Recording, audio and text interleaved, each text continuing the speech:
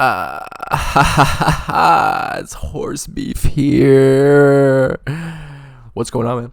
I'm here to talk about Jake Paul versus Mike Tyson today. I didn't want to talk about it, but by popular demand, aka I got a comment asking when the Mike Tyson video is coming out. I decided that I would cook this up for you, man. So you in the comment section, who this video is for specifically, I hope you're happy, because if this video gets less than 5K views, I will be disappointed, and it's all down to you, man. It's all because you asked for this, and you made this fucking happen, okay? Just kidding, dude. I love you. And that's it, right? But I wanted to start the video on this note, right? Showing this absolute travesty. In case you're wondering, this is Mike Tyson's official boxing record.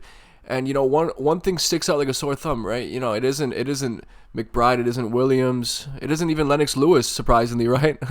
No, it's fucking Jake Paul. Yeah, the real life Iron Mike Tyson has an official loss to Jake Paul in his record now. What the fuck am I looking at? How is this fight sanctioned? How is this fight even allowed to be an official bout with real record implications on the line? Like, what am I actually looking at? This is a travesty and is nothing more than a humiliation ritual for Mike Tyson. He was paid big for this fight, more than he was ever paid throughout his whole career, I could only assume. And this had to be a humiliation ritual in return, not to mention this part right here. What's your prediction? Vicious win. Vicious win. Thank you, Dad. Love you. Love you too.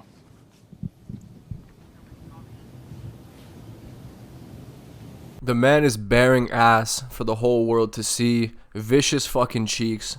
You know what I mean? It just makes no sense, dude. Why is Mike Tyson doing that? At first I assumed, okay, he's gonna win this fight surely off the back of this.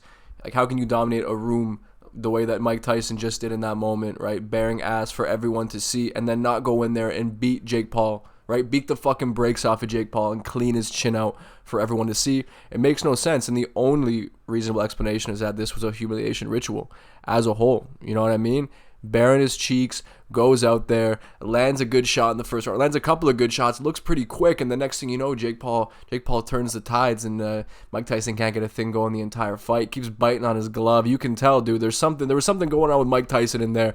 He was battling with his inner urges and the script that was put out beforehand. Although I don't even know if Mike Tyson was physically capable of doing anything that we thought he was. I know we saw him on the pads cracking shit, bing bong, right?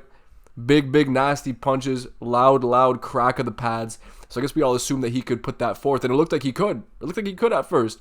Next thing you know, he's not even throwing shots against Jake Paul, right? So you could chalk that up to him being old, or you can chalk it up to this fight being rigged and this being a humiliation ritual for Mike Tyson, which it was. And you know what? I hope it was worth it for Mike Tyson. You know, sold his soul. He sold his soul to Satan himself for this fight right here, for all the riches in the world to be welcomed into the elite class. He's there, right? You would have probably assumed that he was already part of the elite class, but if he was, he wouldn't have had to perform such a humiliation ritual, right? Taking a fight with Jake Paul, let alone allowing this fight to be sanctioned and have implications on his fucking boxing record.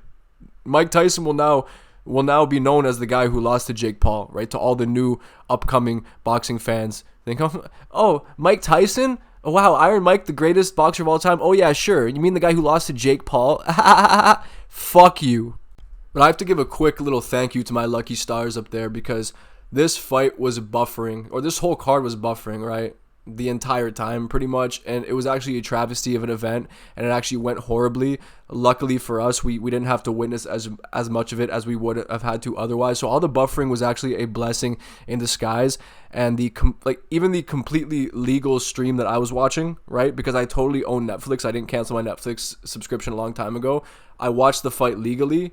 Believe me, completely legal stream was constantly buffering, and I was constantly having to sign into my Netflix account and re-sign in, right? That's what I was having to do with my own account because I have one, and I did not watch the stream illegally because I would never do that. Yeah, it's just immoral, guys, right? Now let's take a look at this tweet here from Jake Paul preceding the event. Look, 9th biggest U.S. gate in history of boxing MMA. Me, Mike Tyson, Amanda Serrano, Katie Taylor, and MVP did that. God is great. By God, what he means is the fact that he worships the putrid phallus of Satan himself. He's a dirty man. When these celebrities say God is great, They're vague about who their God is. Their God is Satan. Make no mistake about it. All right. And we move on here, right? We all did it apparently. Oh yeah, Amanda Serrano and Katie Taylor. People really showed up to watch that fight. Ha ha ha. Sure. Let's pretend that's true, right? As if Mike Tyson wasn't the sole reason why this is one of the biggest gates in history and why this had one of the highest viewerships. Or maybe it's down to the fact that it was streamed on Netflix, and anyone with a Netflix account, which is many millions of people across the world, could just view it for free anyway, and there was no pay-per-view. Right, maybe that had to do with it. I don't know, man. Like it's a weird concept, but I think that may have had something to do with it. And how about this from Jake Paul too? Just seen this top 5 pound for pound fighter in the world calling me out. 4 years in and I run this sport. Weren't you saying you wanted to fight Canelo Alvarez, but Beterbiev actually calls you out and puts all of his belts on the line? Right? Puts all of his belts on the line, and now you want to write it off? Like, I run this sport. See, everyone's calling me out. You know damn well you won't fight Beterbiev. You'd be bigger than Beterbiev, and you still wouldn't fight him because he's still not at the age limit for Jake Paul to fight a professional fighter or former professional fighter. He's only 39. He has to be at least 45 to 50 years old for Jake Paul to say yes to a fight. So wait till Beterbiev retires and sustains some kind of a life-altering injury. Then Jake Paul may start to consider this as a possibility. But we all know why he won't take it. It doesn't take a boxing expert to understand. Like, you just have to be not retarded, right? To understand that Beterbiev would do anything he wanted to Jake Paul and finish that fight at any given moment, at the point of his choosing. Just completely factual. If you disagree, then you know absolutely nothing about boxing or combat sports in general, and I want to put hands on you and rock your body with big nasty hooks. And this tweet right here has to be troll bait or rage bait, whatever you motherfuckers want to call it these days. But I'm still going to bite regardless because Jake Paul is such a tool. Reflecting on how I have disrupted boxing's old guard, and it finally hit me. Mike Tyson was the original disruptor, took the entire sport by storm, and became an icon. Goals are clear. Wow, by that logic, every fucking fighter who wins a fight and goes on to become champion at some point was a great disruptor, because Mike Tyson was beating up professional boxers in their prime, right? And fighting professional boxers in their prime. You are fighting a 58-year-old Mike Tyson who was on his deathbed like a month ago or two, right? Didn't he have an ulcer flare-up or some shit, and it was a genuine medical emergency, and that was the reason why this fight was rebooked in the first place?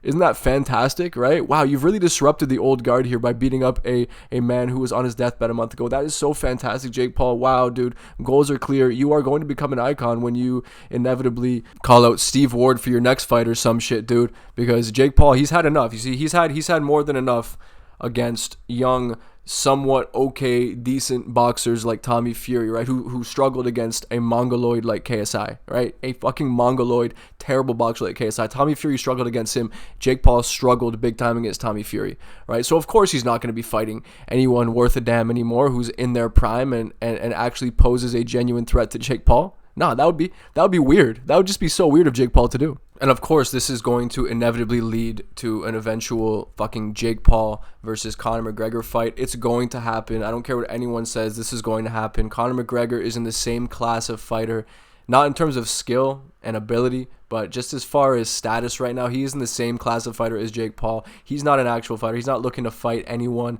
legitimate anymore. And I believe that this is the fight that I want to see. I want to see Conor McGregor versus Jake Paul because I believe Conor McGregor would clean his clock out. You don't even have to rate Conor McGregor. You don't have to like him. I know he has that case going on right now, so you may be one of these people who believes in guilty until proven innocent, but you know, I like to hold off on stuff like that until real facts come to the forefront and discovery is made, because that's what Chads fucking do.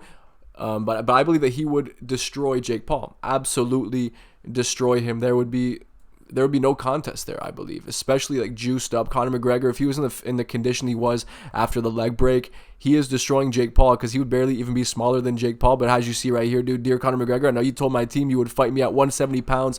That's never happening.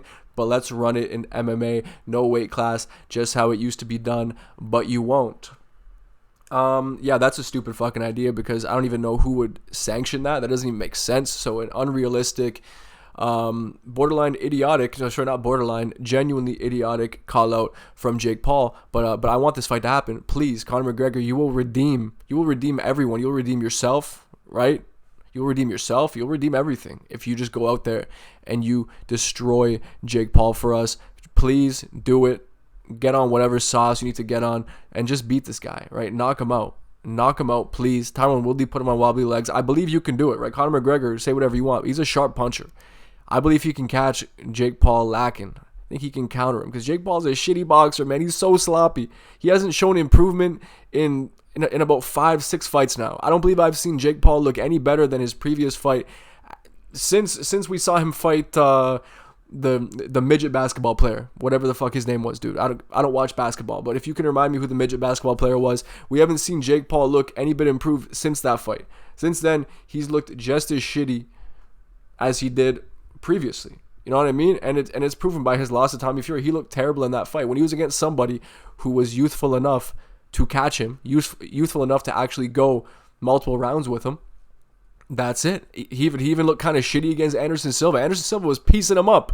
What the fuck did Chris Weidman do? Chris Weidman chinned Anderson Silva, a more close to his prime version of Anderson Silva. And Chris Weidman sucks, dude. Chris Weidman sucks. He's a scrub. And he put Anderson Silva on his ass. And I know Jake Paul did too, but it took you how many rounds? It took him until the last round to actually catch Anderson Silva and put him in any danger? Nah, Jake Paul is a scrub, dude. He's a shit boxer. I guarantee you. I would say give me like a 6-week camp. Give me some time to bulk up as well. And I would clean the chin off of Jake Paul. I believe personally, you might not believe me, but dude, it's factual. I would kill Jake Paul. You just need to give me at least a 6-week camp and let me bulk up to like 210. I'm like 175, 180, fluctuate around there at the moment, right? Give me time. I could bulk up to 210. And I'm taking Jake Paul out instantaneously, and that really is the point of this YouTube shit. Overall, I'm going to become mega famous, and then I'm eventually going to knock out Jake Paul. That is the blueprint. I'm an icon in the making. Greatness is currently loading. Just wait, man. It's coming. Those are my thoughts on the fight, though. I don't really have many thoughts on the fight because the fight fucking sucked. But I do have thoughts on Jake Paul and about how he is a bitch, and Mike Tyson for selling his soul to the devil. And it's unfortunate. It's unfortunate because we've lost Mike Tyson now. He's no longer one of us. He's one of them. And yeah, the guy who requested this video, I hope you're happy. I hope you're happy with what you put me through here. And I hope you enjoyed overall. And I hope you guys all enjoyed. And if you want to watch some more content going forward and be alerted, fucking subscribe. I've never asked you guys to subscribe one time in my entire life, and I probably won't ever again. And I don't know what spurred me on to say it this time, but yeah, subscribe, man. Why not? Why not subscribe, right? I post somewhat decent content, so fucking subscribe, dude. You know what? Subscribe. Thank you. Anyway, appreciate you watching. I'll see you on the next one.